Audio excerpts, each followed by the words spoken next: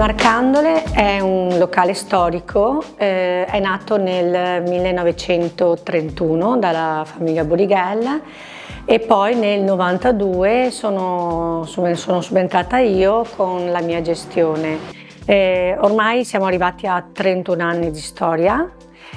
È un ristorante che comunque serve una cucina di pesce.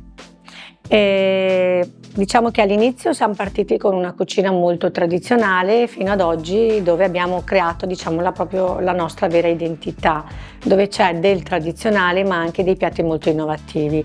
Oggi vi faremo anche vedere un piatto che è stato un po' un gioco di carne e pesce insieme, anche perché la cucina è bella proprio perché deve creare un po' di curiosità, non solo il piacere della bocca ma anche il visivo.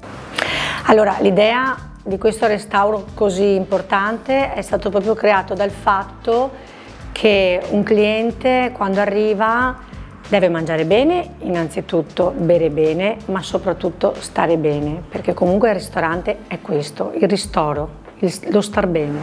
A proposito di gioco, uno dei piatti in cui abbiamo stupito la nostra clientela è il petto d'anatra con una variazione di scampi.